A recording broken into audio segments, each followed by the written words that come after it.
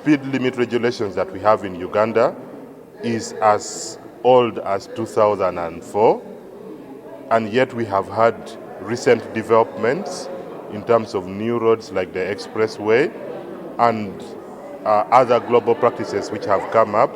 So one of the issues that was quite critical as the ministry looks forward to passing this regulation was the fact that the local government authority or the local governments had not been involved or had not been adequately consulted to provide their views on these reviewed speed limits.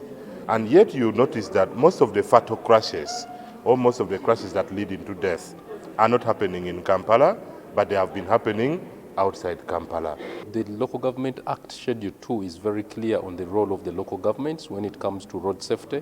So one of our roles is to create awareness, to sensitize citizens and communities on road safety issues. So we realize that today, while during the discussion, there's a lot more that local governments can do. For example, regulating the speed limit for as long as it does not go beyond the national standard set by Ministry of Works and Transport. And all we are saying as local governments, we need to develop our own ordinances to regulate the speed limit within those community access roads. Because there are some places that we know better, we understand better, and we can regulate how motorists use those roads and how communities can benefit without losing lives. Yeah, when we talk of reducing speed or working on the regulations concerning speed, probably it is going to help out, because every other day we talk about road crashes on the roads. The leading cause has always been speeding on those roads.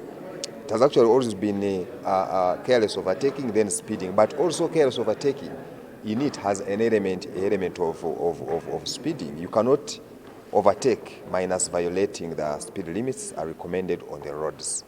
So it is very important when we really talk of looking at these speed limits being reduced in some areas. Probably, I believe that it is somehow, somewhere going to help us.